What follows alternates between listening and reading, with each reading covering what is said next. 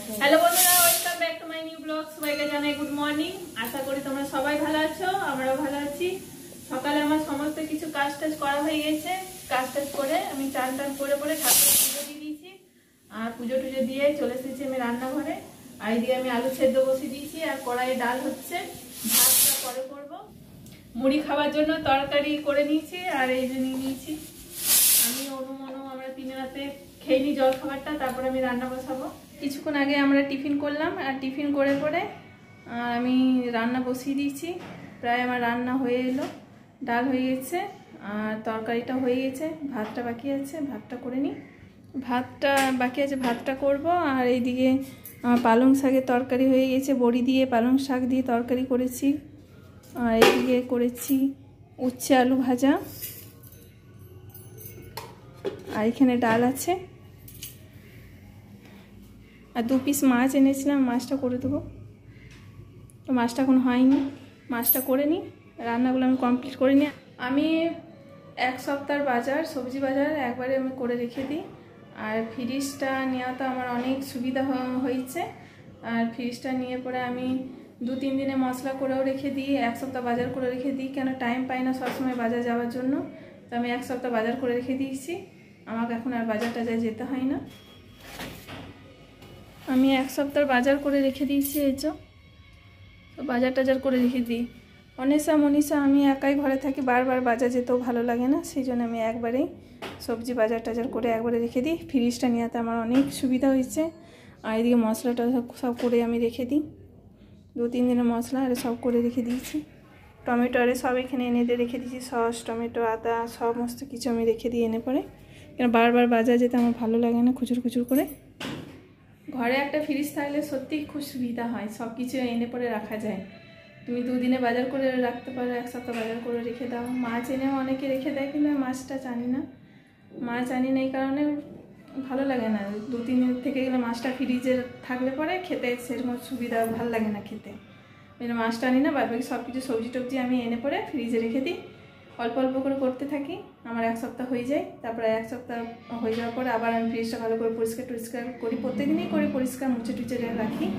তারপরে সবজি আরে যেটাতে রাখি সেটাই আমি সব কিছু ধুয়ে টুয়ে সব আবার রেখে দিই, পরিষ্কার করে ধুই নিই, মানে শুকিয়ে মুছে টুচে আবার সবজি রাখি ওর মধ্যে। তো ফ্রিজটা নেওয়াতে আমার অনেক সুবিধা হয়েছে।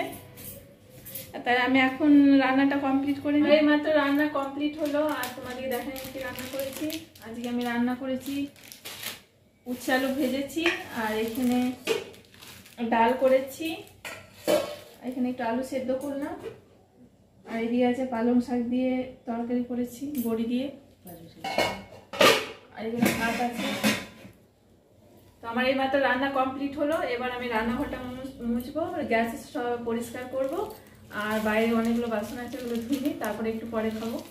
বাসন ধোয়া আর গ্যাস পরিষ্কার করা হয়ে গেছে। আর এইদিকে আমরা সবাই মিলে খেতে গেছি।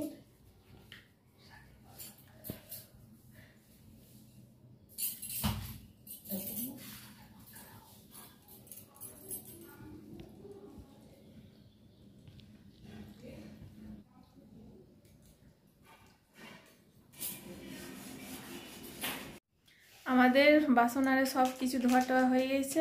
আর রান্নাঘরে তালা মেরে দিয়েছি, চলে এসেছি রুমে একটু শুবো।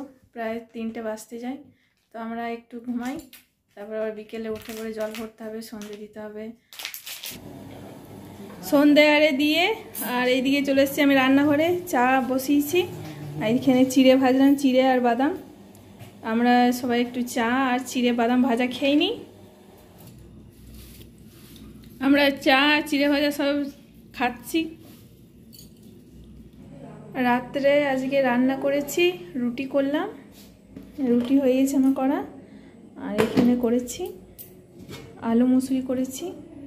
আর মনীষার ডিম ভাজা খাবে বললো, সেই জন্য একটু ডিম ভেজেছি। রুটি আলু মুসুরি করেছি আর ডিম ভাজলাম। এবার আমরা খাবারটা খাবো। আমার পুরো রান্না কমপ্লিট হয়ে গেছে। কটা বাসন ছিল ওগুলো ধুলাম, গ্যাসটা পরিষ্কার করলাম, সব পরিষ্কার করা হয়েছে, শুধু খাবো আর বাসনগুলো ধোবো। আমার রান্না কমপ্লিট করা হয়ে গেছে। আর এদিকে আমি বাসন ধুয়ে নিয়েছি, গ্যাসটাও পরিষ্কার করে নিয়েছি, শুধু খাবো আর বাসন কটা আছে ধুবো। প্রায় 10টা বাজতে যায়, তো আমরা রাত্রে খাবারটা খেয়ে নিই। সবাই মিলে আমরা খেতে বসে গেছি আর খাবার নিয়ে বসে গেছি রাত্রে। তো আমরা এখন খাবারটা খেয়ে নিই, অল্প ভাত ছিল সেই জন্য আমি 2টো রুটি নিয়েছি আর ভাত নিয়ে নিয়েছি।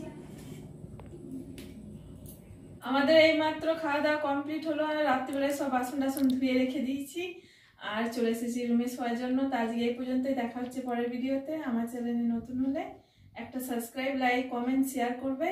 আর সবাইকে জানাই গুড নাইট, বাই।